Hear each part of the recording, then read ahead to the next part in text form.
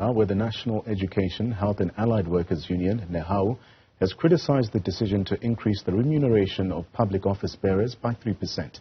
This comes after this afternoon's announcement that the President has made a determination to increase salaries with effect from the 1st of April 2022. I am joined now by Lwazi Nkolonzi, who's Nehawu National Spokesperson. Lwazi, good to have you on the program this afternoon. Firstly, give us your initial reactions to President Cyril Ramaphosa's decision to indeed increase salaries of all public office bearers by 3%. And in extension, what is your assessment of the general sentiment among citizens regarding the timing of the salary increase, also considering the economic challenges which are facing the country? Good afternoon, and good afternoon to your viewers at home. Firstly, as now we are flabbergasted by this decision by President Cyril Ramaphosa to increase the salaries of public office bearers. We did not expect this decision, bearing in mind the challenges that are confronting the country. We have seen in the recent few months since the year started how hard it is to survive in this country.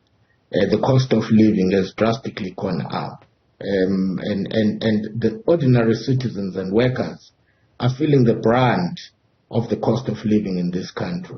The interest rates hikes that have occurred, it's something that is not understandable, that we can have then a president taking this decision to increase the salaries of public office bearers amidst the high levels of unemployment, inequality, and poverty.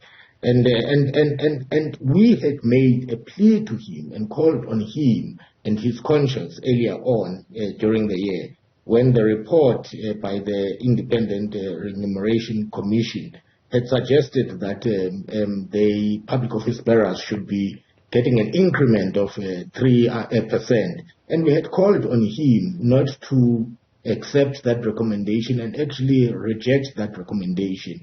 But today we then hear that he has acceded to that and has increased the salaries of public office bearers, of which it's something that is totally wrong and it's unethical where the country stands currently. Our stagnant economy, there's no growth. Statistics have just been released last week that unemployment has skyrocketed in the country, and the future looks bleak. And then yet the president sees it that it's quite correct to increase salaries of office bearers, backdating it to 1st of April in 2022. So it's unacceptable from where we stand as Nehawu. Now, of course, you are speaking on behalf of workers here, or Nehawu, but are there any specific sectors or groups within our society that have also expressed strong opinions or reactions to the salary increase? If so, what are the main arguments or positions here? I mean, when the recommendation came out earlier on at the beginning of the year, civil society was also calling on the president to reject and not implement the recommendation. Various political organizations as well, our federation, COSATU as well, did the same thing. They called on the president because we know and understand where the country is at the moment. I mean, unemployment is rife in this country, inequality and extreme poverty. But workers as well have not had any significant increase in their salaries over the past 3 years. So it's not just that we are saying public office bearers must not get an increment, but at this moment they do not deserve it, and there's no justification why they should be getting a salary increment amidst the challenges that are confronted by ordinary workers and the rest of society, the poor and the working class, that is confronting them, issues of unemployment, poverty, and inequality. So public office bearers should not be getting any salary increment, and it's not justifiable what the president has done. I want us to expand this conversation and speak about the potential impact on this salary increase on the country's fiscal situation or overall economic stability. Are there any concerns about the affordability, especially of this particular increase, given the current state of the national budget and also our revenue streams here? This is what we find quite strange. You would recall that Nehawu and other public service unions embarked on a public service strike at the beginning of the year, precisely because the government had argued that there is no money in the fiscus. And when we had demanded a percentage that would be above inflation, government argued that there is no money and they cannot afford what we had been calling for. And they unilaterally implemented last year a 3% salary adjustment, which was not agreed upon by a majority of public service unions at the bargaining council.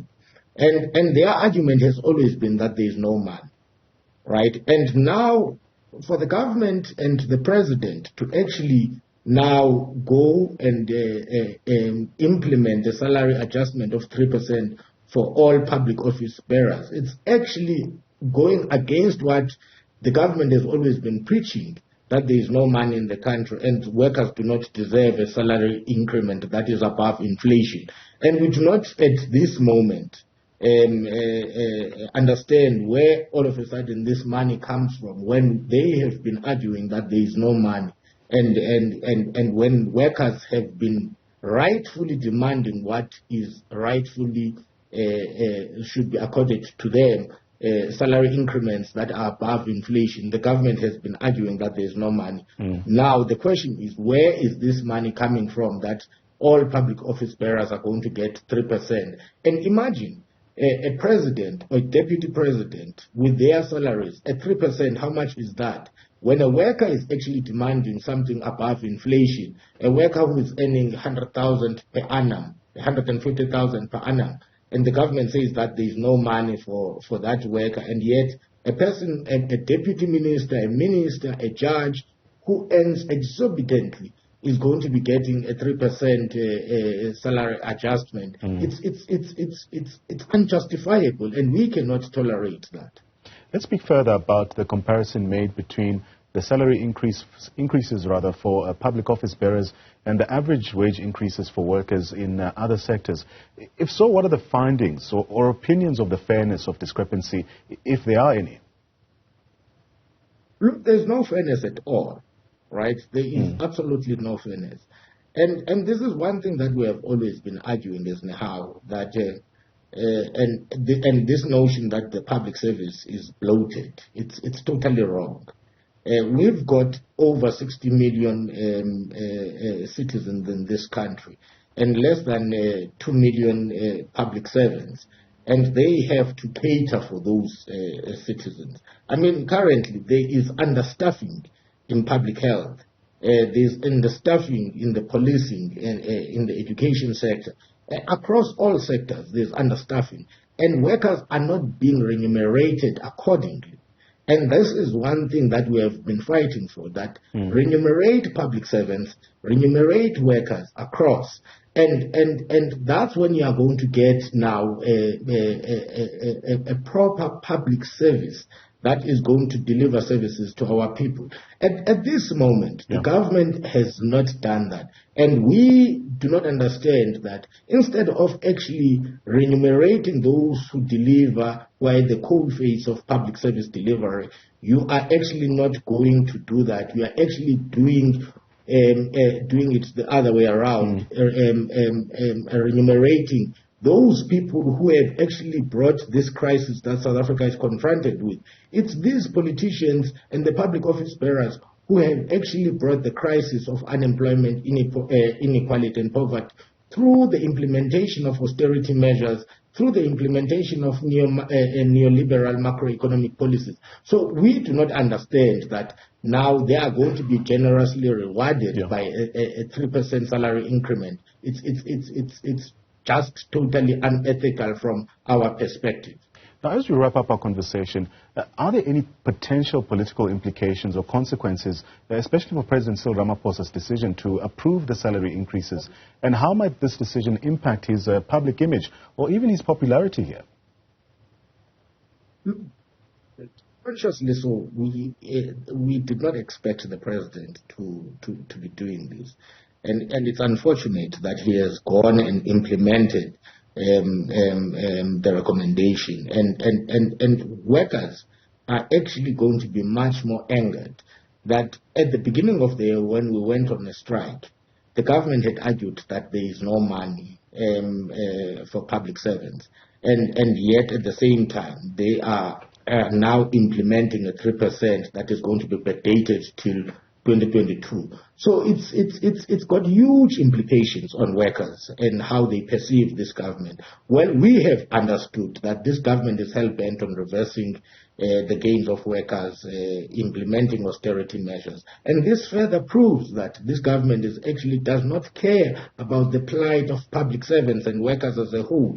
And this is actually something that we do not take light, and it has proven correct what we had said earlier on during the year with us embarking on the public service strike, that we've got nothing else to do but either than to wage a struggle against this government that is hell-bent on undermining workers, that is hell-bent on destroying collective bargaining, and not recognize the plight of workers and the plight of the poor in this country. And this is evident that by the implementation of this 3% for all public office bearers, that the government does not really care about the plight of workers and the ordinary masses of this country. Lwazi Nkolonzi, of course, he comes from Nehawu, giving us their reaction to the decision by President Cyril Ramaphosa to increase the salaries of public office bearers by 3%. Let's take a look at